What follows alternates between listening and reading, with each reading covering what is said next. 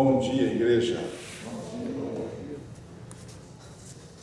Enquanto o serviço de louvor está sendo efetuado, chegaram mais pessoas que nos visitam.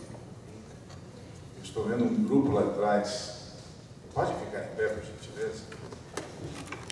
De onde vocês são? São Paulo. São Paulo, passeando por Miami. Já descobriram o caminho da igreja de Miami Beach.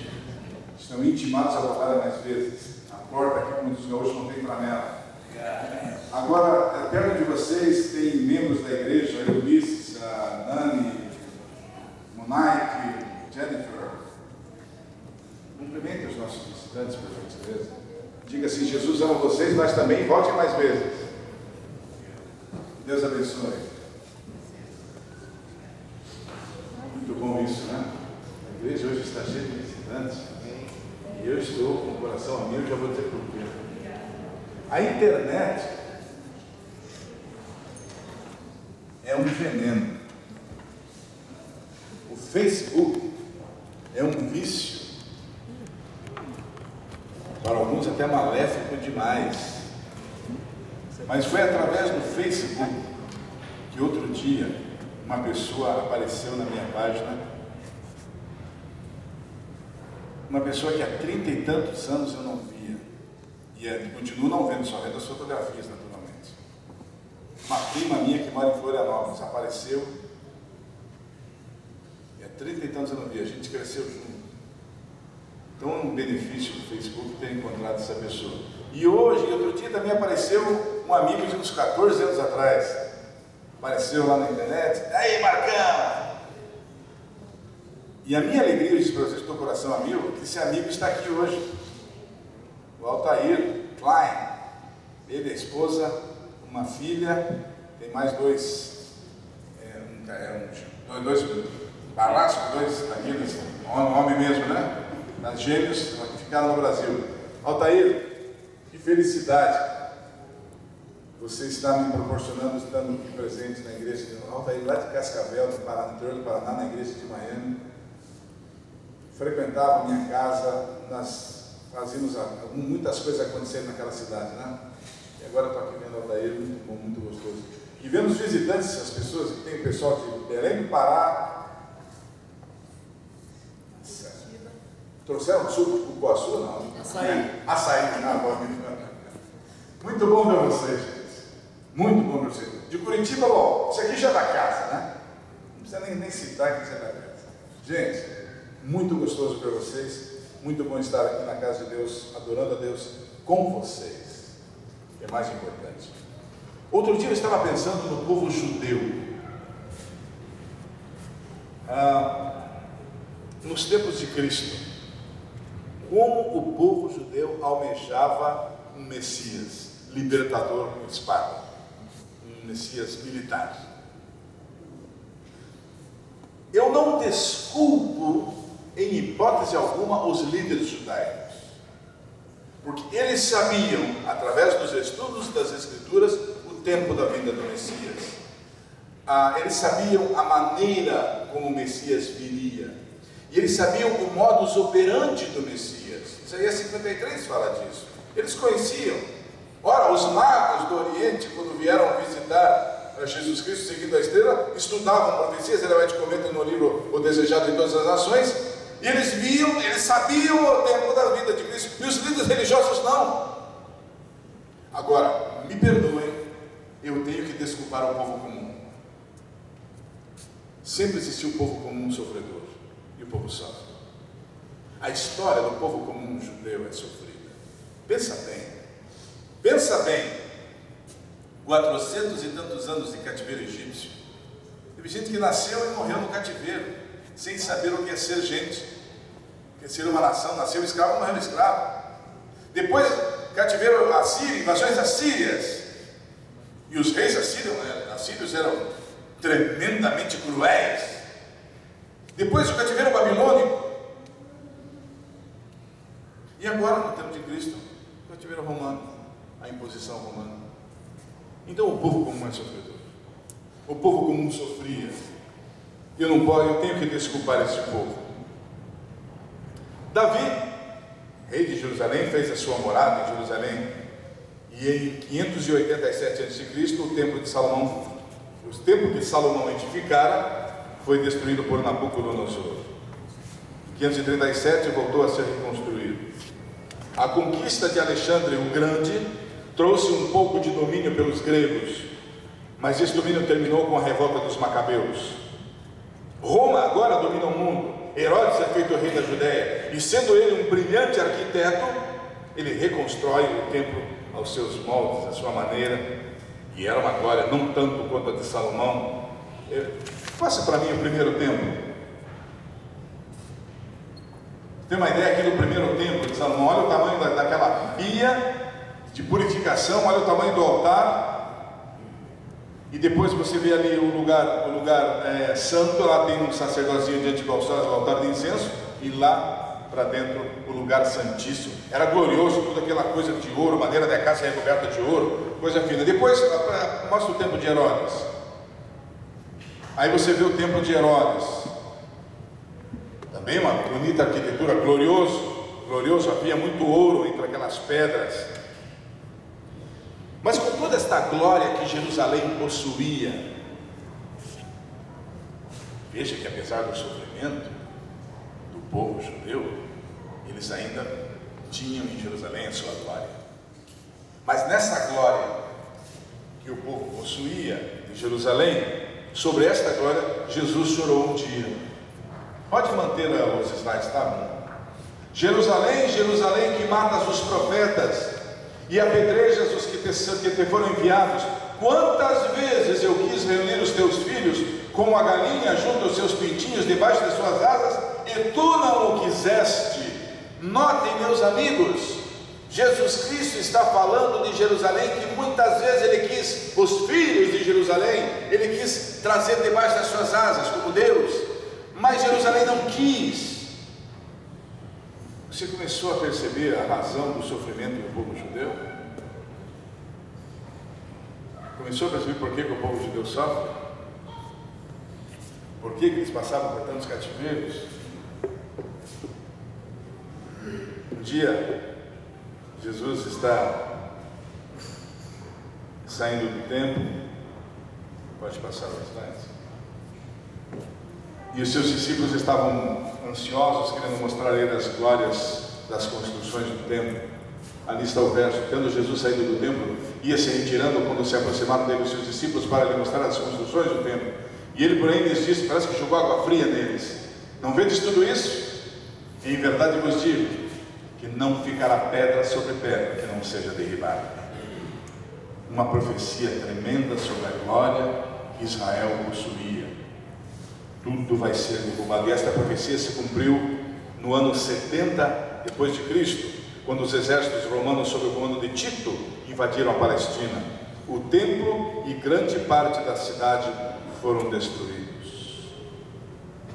65 anos mais tarde, o resto da cidade de Jerusalém foi arrasada.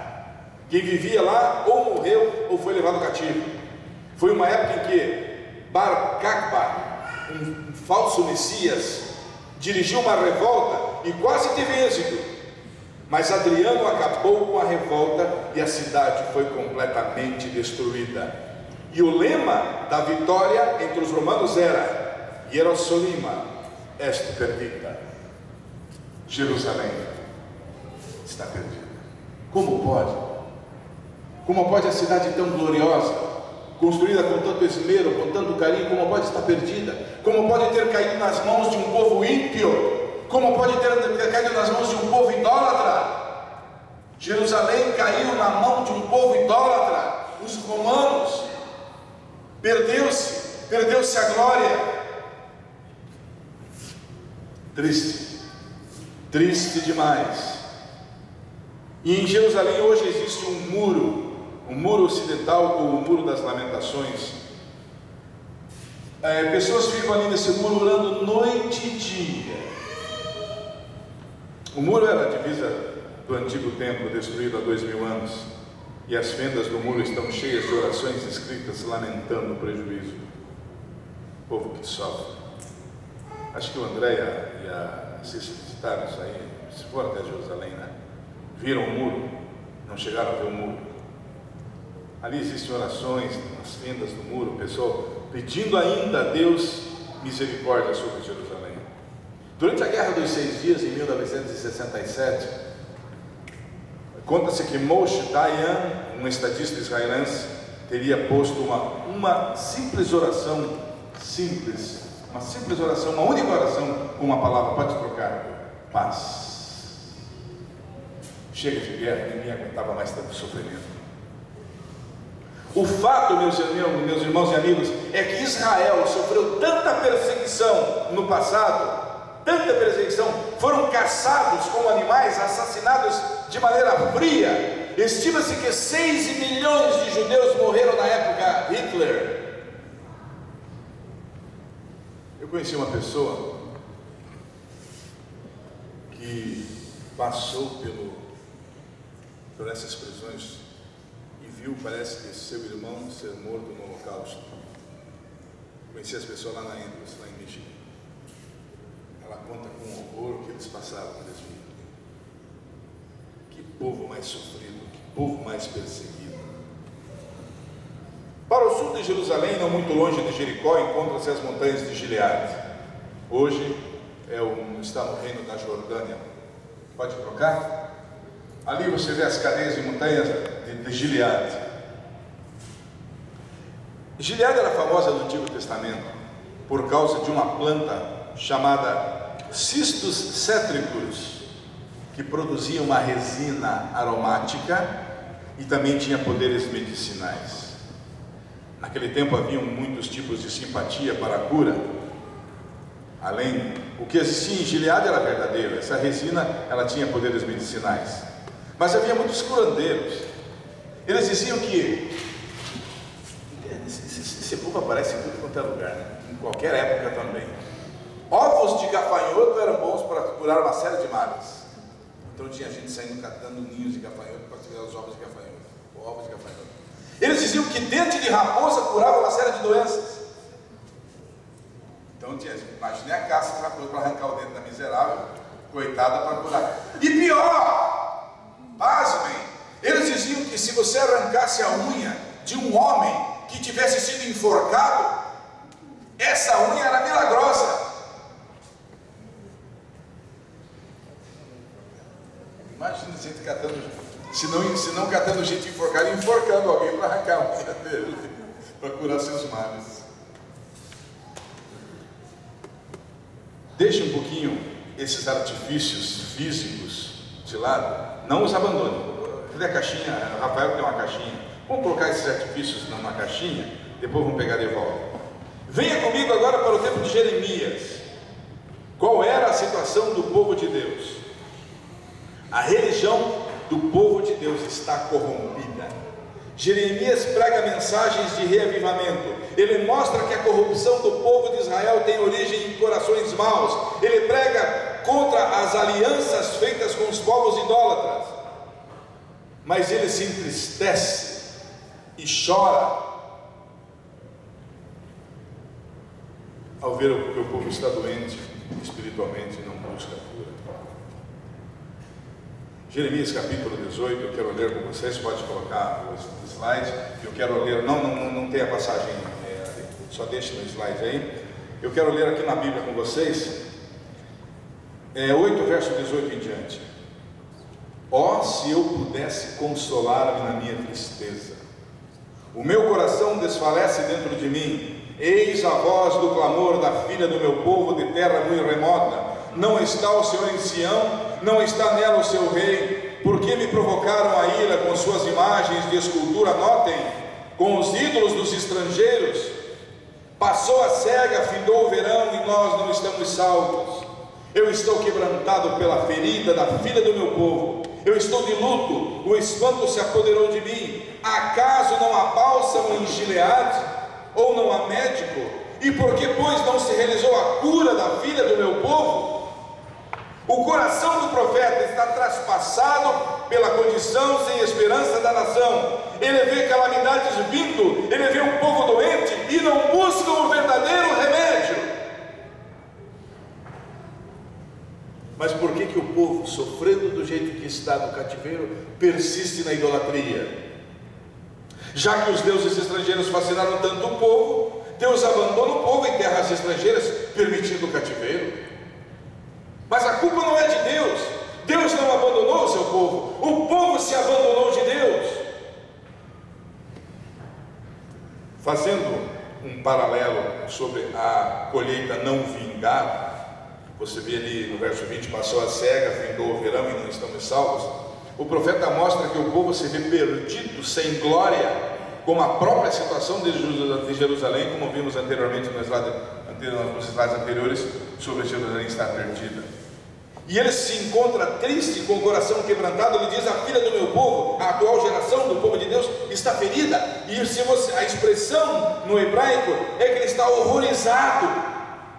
Você já se sentiu horrorizado alguma vez? Causou alguma coisa que causou horror em você, que mexeu com todo o teu sistema digestivo? Jeremias está se sentindo dessa maneira, horrorizado. E fazendo um paralelo com as curas, agora vamos tirar da caixinha todos aqueles artifícios físicos, fazendo um paralelo com essas curas e meios que nós mencionamos, Jeremias pergunta: por acaso não há bálsamo em Gileade? Não existe um remédio eficaz em Gileade? E se existe, por que o meu povo ainda passa pelo que está passando? Por que a cura não se realizou na filha do meu povo? E a resposta é clara a esta pergunta. A Bíblia responde no capítulo 9, essa você pode passar, no capítulo 9, congelou? Olha a razão que Deus dá para Jeremias, porque o povo está sofrendo. Cada um zomba do seu próximo e não falam a verdade, ensinam a sua língua a proferir mentiras, cansam-se de praticar iniquidade, vivem no meio de falsidade, recusam conhecer-me, diz o Senhor. Esta é a razão, porque ninguém busca o remédio, ou porque não se efetua a cura em Israel, porque o povo está mentindo, o povo está longe de Deus e não se cansa de estar longe de Deus. Esta é a razão. Por que o povo... Eu estava vendo, por que o povo de Israel sofreu tanto? Porque o povo de Israel se afastou tanto de Deus. Eles se colocaram fora da proteção das asas divinas. Ou você está do lado direito ou você está do lado esquerdo. Em cima do muro você não pode ficar. E se você não está do lado de Deus, com certeza você está do outro lado. E se você está do outro lado, você está andando sobre um campo minado. Em qualquer momento uma bomba vai explodir embaixo de você. Então é melhor estar do lado de Deus. Israel sofreu por não estar do lado do Senhor. Como anda a vida da igreja de Miami? Que tipo de pecado faz a igreja de Miami doente? Que tipo de pecados individuais fazem doente a igreja como um todo? Não, isso não é uma acusação, mas um alerta para todos nós, para não sermos vítimas da mentira, da arrogância ou qualquer outra coisa que afasta-nos de Deus. A ciência tem se desenvolvido.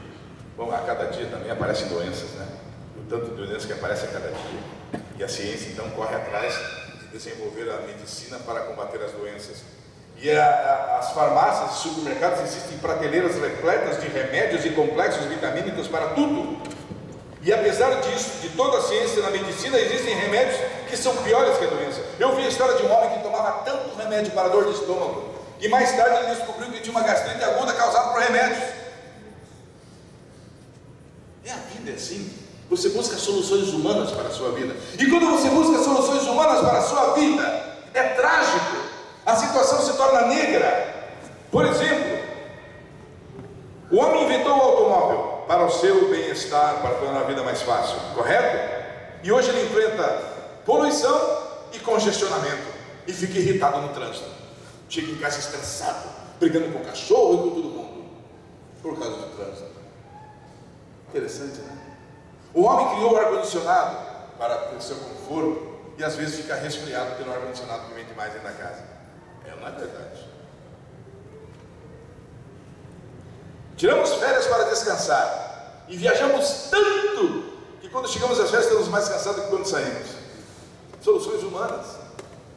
As mulheres gostam de sapatos altos, e alguns são realmente bonitos, mas causam dor na coluna, dor nos pés, caros. Joanete. Até a religião, mesmo a religião verdadeira que procura seguir a Bíblia, ela pode ser um caminho de perdição se nós esquecemos do principal, que é o nosso relacionamento com Cristo. Como vai a sua vida? Anda você atarefado? Perdeu seu emprego? Ou está que nem eu, muito tempo sem emprego? Você tem problemas de relacionamento? A luta da vida pela sobrevivência deixa você triste, cansado? Você está triste, sem norte? Tiraram o chão debaixo de você? O seu sócio passou uma rasteira em você e você ficou a ver navios? Como é que você vai fazer seus negócios agora? Eu trago boas novas para você. A bálsamo em Gileade. Jesus oferece um bálsamo, um remédio para as suas dores. Mateus capítulo 11, verso 28 a 30. Vinde a mim todos os que estáis cansados e sobrecarregados, e eu vos aliviarei.